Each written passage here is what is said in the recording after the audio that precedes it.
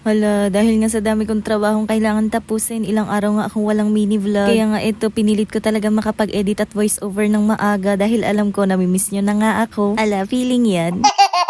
Pero syempre, bago ngayon, hi, hello, welcome to my vlog. Sa ilang araw ko nang hindi nakakapag-upload, hindi ko na talaga matandaan kung kailan pa tong video na to. Pero ayan, sa pagkakatanda ko, paghatid ko nga sa mga bata, dumiretso nga ako ng Centro Mall para nga makabili ng plastic cover. Medyo nadudumihan na kasi itong sapin ko sa lamesa. At sa sobrang ganda, nakakapanghinayang naman. Hindi ko kasi siya agad nabilhan ng plastic cover dahil madalang lang din naman akong makalabas. Kaya nga nung araw na yan, ako sinadya ko talaga yan sa Centro Mall. Pero bago ko nga ilagay yung plastic cover, kumuha na muna ako ng malinis na pamunas. Tapos nilagyan ko nga ng konting sabon at Sonorox. Pinunasan ko nga ng maigi para nga kahit papano mawala nga yung mga mancha. Natural na plastic cover nga lang pala tong binili ko dahil wala na nga akong mahanap na mas makapal pa dyan. Alam ko meron nga mga ganun sa online pero hindi ko pa nga afford kaya ganyan na muna. Naisipan ko na nga rin mag-vacuum at mag-map ng sahig bago ko nga ipagbabalik yung upuan dito sa may lamesa. At syempre para mas mapabilis nga yung gawain ko, ayan yung 2-in-1 vacuum na nga lang yung ginamit ko. Alam nyo ba, hindi ko alam kung matutuwa pa ba ako dahil lahat nga ng parcel ko nga yung puro panglinis nga ng bahay na para bang pinapamukha talaga sa akin na wala akong karapatang maging Disney princess dyan.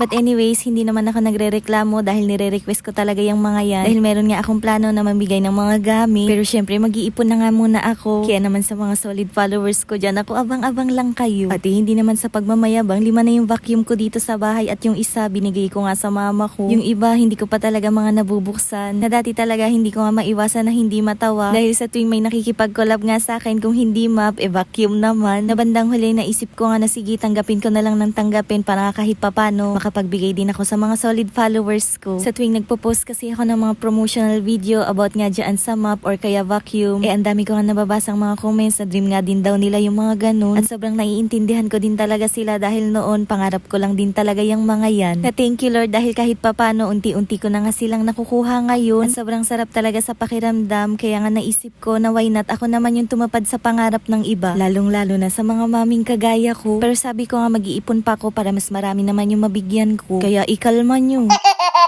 O siya, ayan, after ko makapag-vacuum sa loob ng bahay, syempre ano pa nga bang gagawin? E di mag-asikaso na ng ulam. Pero dahil frozen pa nga itong lulutuin ko, binabad ko na nga muna yan sa tubig. Tapos muntik ko pa nga makalimutan na meron nga pala akong biniling 2 pirasong ihaw-ihaw. Kaya nga ayan, habang pinapalambot ko pa nga yung ulam na lulutuin ko, kumain na nga muna ako. Dahil siguro naman, deserve ko din to paminsan-minsan. At dahil nagbukas nga ako ng mga parcel kanina, at meron pala akong dumating na bagong aroma scent, tinry ko na nga yan agad siya dahil sakto naman na naubos na nga yung ni-refill ko dito. Actually, hindi ko nga alam kung pwede ba yung ginagawa ko dahil ito ang pinadala sa akin. Meron ka pa nga dapat na ilalagay dyan na stick-stick sa loob. Tapos iiwan mo lang yan kung saan pero dahil wala nga akong ganun, tinry ko nga siya doon sa diffuser ko dahil sayang naman. Sobrang mabango din naman siya tapos nakaka-relax pa talaga. Puro chicken wings nga pala yung lulutuin ko at naisip ko nga nagawin na lang siyang buttered garlic chicken. Pero syempre, hindi ko lang yung basta naisip dahil meron nga akong bagong gamit dito sa bahay. At sa sobrang excited talaga ako sa mga gamit na dumadating sa akin ngayon, ayan, tinry ko na din siya. Yun nga lang, syempre medyo na late na nga ako sa pagluluto at inabot na rin talaga ng gutom yung bunso ko kaya nga hindi na ako nakapag-video. Tapos ayan, fast forward, kahapon na nga iyang video na yan. At dahil meron na naman akong mga dumating na bagong parcel, pinilit ko na talaga magbukas ng mga ilang piraso dahil natatambak na talaga sila. At oo, yung ganitong trabaho, nakaka-pressured, nakaka-drain. Pero syempre, ang sarap sa feeling dahil araw-araw para ka na rin nagbubukas ng regalo. Yung feeling na parang araw-araw, birthday mo. Pero yan nga yung regalo na kailangan mo pang trabahuhin.